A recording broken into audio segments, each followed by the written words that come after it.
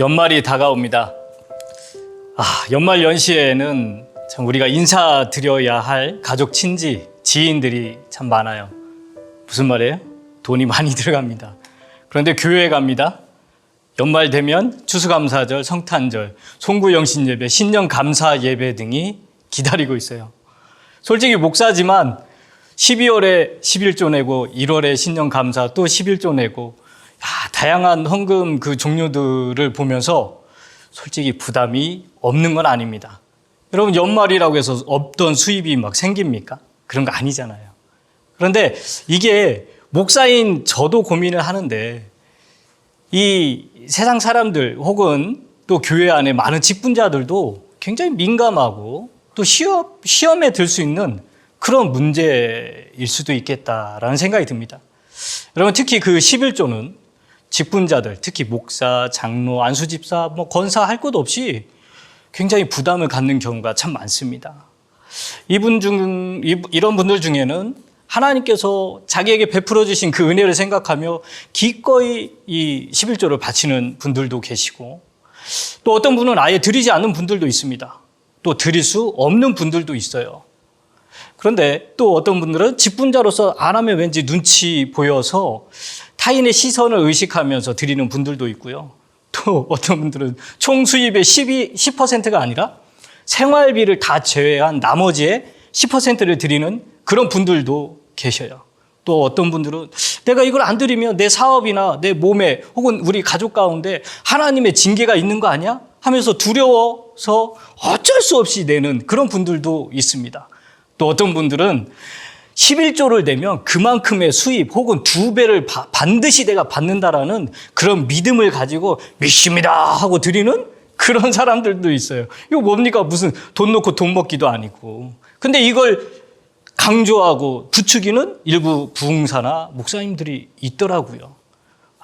11조를 먼저 선 11조를 내면 그 다음에 하나님이 보장해 주니까 반드시 내봐. 시험해봐 하는 그런 분들에 속아서 내는 분들도 있습니다. 정말 11조로 내면 그렇게 복을 받을 수 있는 걸까요? 여러분, 이 이야기는 이제 다음에 뒤에 가서 한번 살펴보기로 하고요. 그러면 성경에서 말하는 11조, 어떤 11조가 있는지 한번 봅시다. 먼저 믿음의 조상 아브라함이 드린 11조하고 율법에 정해진 11조가 있습니다. 여러분, 믿음의 조상 아브라함이 11조를 창세기 14장에 보면 그돌라오멜과의 전쟁에서 승리한 후 멜기세덱에 즐거운 마음으로 기꺼이 드렸습니다. 또 율법에서 정한 11조. 여러분, 율법은 가나안 땅에 들어가서 성막이 있고 성전이 있을 때 그때 지켜야 되는 그런 법들도 굉장히 많아요. 그 중에 하나가 이제 11조죠. 이 11조는 가나안 땅에 들어가서 그 땅을 분배받고 그 땅에서 나오는 열매, 그런 것들의 10%를, 가축의 10%를 드리는 거예요. 그런데 땅 분배를 받지 않은 레위 지파는 어떻게 합니까? 11지파의 11조를 받아가지고 그걸로 살아가는 겁니다. 자, 그러면은 포로기 시대는 어땠을까요? 가나안 땅에서 바빌론으로 옮겨졌잖아요.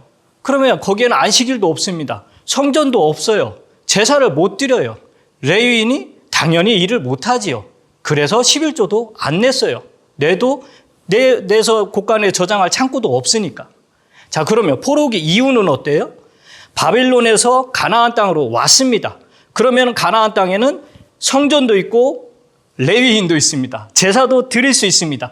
그런데 여전히 11조를 안 드렸어요. 그래서 말라기 선지자가 뭐라고 하면 하나님의 것을 도둑질하는 도둑놈들이라고 책망을 했던 겁니다. 그러면 여러분, 복음서에는 어떨까요? 우리 예수님이 마태복음 23장에 이 바리새인들과의 이야기를 하면서 11조 이야기를 하십니다. 11조를 드리라고 합니다. 그러면 여러분들 구약 개념으로 바리새인들이 11조를 드렸으니까 그 사람들 복 받아야 되잖아요.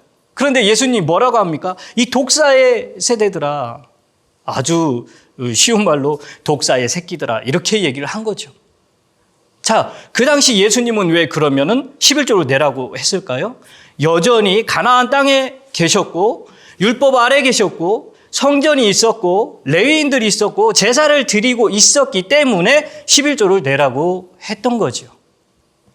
여러분, 바울은 어떻습니까? 바울을 비롯한 예수님의 그 사도들이 이 11조를 내며 복 받는 거 아는데 이렇게 좋은 건데 왜 바울 서신이나 여타의 다른 사도들의 서신 그 이야기에는 왜 이런 이야기가 없을까요? 아니, 11조를 안 내면 저주받는다고 그런 게 있는데 왜 그런 위험천만한 것들을 우리한테 안 알려주냐 이거예요. 여러분, 성경은요, 철저하게 가나안 땅에서 성전에서 일하고 있는 레위인들을 위한 11조, 그리고 가난한 과부와 고아들을 위한 그들을 돕는 방편으로 11조가 이야기되고 있습니다. 이방인들에게는요, 11조가 언급이 안 되고 있습니다. 오히려 사도 바울은 갈라디아서 2장 18절에 보면 이 율법으로 가르치는, 율법을 지키라고 말하는 그 사람들을 향해서 오히려 이 범법자들아 하면서 책망을 하고 있습니다. 여러분, 저와 여러분들은 유대인이 아닙니다. 우리는 구약에 살고 있는 사람들이 아니에요. 우리 옆에는 성전이 있고 성막이 있고 레위인이 있는 게 아닙니다. 자, 그럼 오늘날 교회 현실로 한번 돌아와 봅시다. 여러분, 교회에 오면은 어떤 법이 있습니까? 주일 성수, 세례의 교인들이 세례 받을 때 선서하죠. 주일 성수합니다. 11조를 드리겠습니다. 이게 교회법으로 정해놨어요. 그런데 그 교회법 중에 11조 문제 때문에 남편들이 교회를 못 오는, 이런 참 말도 안 되는 상황이 벌어지고 있습니다. 여러분, 남편들이 열심히 밖에 나가서 수고하고 애쓰고 왔는데 그 벌어온 돈을 와이프가 몰래 갖다가 11조를 드립니다. 그랬더니 남편한테 뭐라고 듣습니까? 야, 이 도둑 X야 라는 소리를 들어요.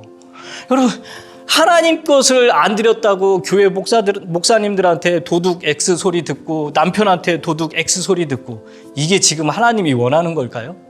아니죠. 여러분, 그러면 교회 안에 11조를 드리는 성도들은 얼마나 될까요?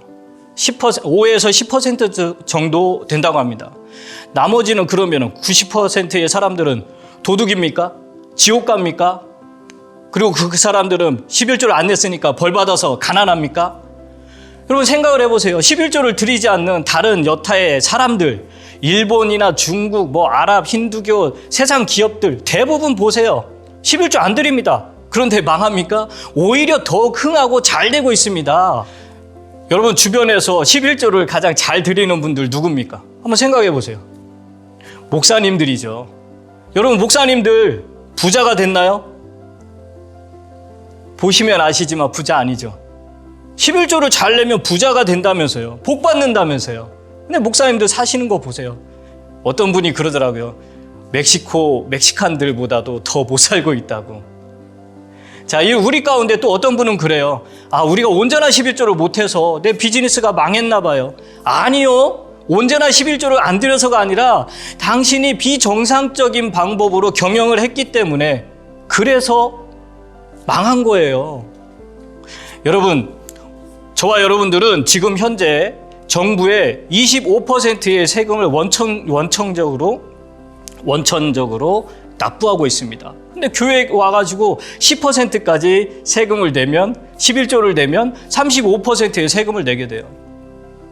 35%의 세금을 내고 과연 생활을 할 수 있는 분들이 얼마나 될지 모르겠습니다. 여러분, 11조 성경에서 우리에게, 지금 현재 신약을 살고 있는 우리 크리스찬들에게는 이 11조는 더 이상 해당이 없습니다. 자, 그러면 저 목사님이 성경적으로 쭉쭉쭉 짚어주니까 11조는 우리가 안 내도 되는 거네? 라고 해서 여러분들한테 제가 자유를 드리는 게 아니에요. 신약은 10에 10까지 다 드려야 돼요. 아니, 이게 무슨 소리야? 왜요? 우리는 주님의 종이잖아요. 예수님은 우리의 주인이고, 그러니 종이 가지고 있는 것 전부는 주인 거잖아요. 그래서 내가 주인께 다 드려도 아무 문제가 없는 겁니다. 여러분, 그러면 우리가 하나님 앞에 11조는 안 드리는데 그러면 다른 헌금들은 어떻게 드려야 될까요? 즐거이, 넉넉하게, 후하게, 인색하지 않게 그렇게 드려야 되는 겁니다. 여러분, 우리 예수님이 마가복음 12장 43절에 가난한 과부가 넣은 그 헌금을 보시죠. 모든 사람보다 더 많이 넣었도다 합니다. 여러분이 사랑하는 사람, 존경하는 사람에게 여러분은 어떻게 물질을 쓰나요? 여러분이 할 수 있는 최고의 것을 다 드리고 아마 그 사람에게 선물도 사주고 그럴 겁니다. 여러분, 어떤 분은 교회 올 때 은혜 받아서 헌금할까 봐 수표와 현금을 집에 두고 온다고 그런 얘기를 해요. 여러분, 이건 하나님을 향한 사랑의 마음이 아니잖아요. 여러분도 여러분에게 잘해주는 사람, 나에게 선물 주고 나에게 즐거이 뭔가를 기쁘게 대접하는 그 사람을 좋아하는 거 아닙니까? 하나님도 마찬가지예요. 양의 많고 적음을 떠나서 내가 나에게 은혜를 베풀어 주신 그 하나님께 내가 드릴 수 있는 최고의 것을 드리는 것, 이게 바로 신약의 성도들이 헌금을 드리는 자세입니다. 여러분, 어떤 분들은 헌금 시간만 되면 찬송가 50장을 못 불러요. 내게 있는 모든 것을 아낌없이 드리네. 이걸 못 불러요. 왜요? 나 오늘 지갑에 돈 많이 들고 왔는데 이거 내가 헌금을 못해. 그래서 양심이 찔려서 아유, 목사님 다음부터 이 찬송 좀 안 불렀으면 좋겠습니다. 예, 제가 직접 들은 이야기입니다. 여러분, 오늘 성경 말씀을 통해 11조에 대해서 살펴봤습니다. 성경 말씀을 통해 보니 신약에 우리는 유대인이 아니기 때문에, 성전이 없기 때문에, 레위인이 아니기 때문에 우리는 11조를 드려야 된다는 그 법이 없어요. 다만 저와 여러분들이 이제 그렇구나, 하나님 앞에 예물을 드린다는 건 즐거이 기쁨으로 감사함으로 자원해서 드리는 거구나, 이게 진리입니다. 여러분, 이 진리를 여러분들이 알면 이 진리가 여러분들을 자유롭게 합니다. 진리 안에서 자유하시길 바랍니다.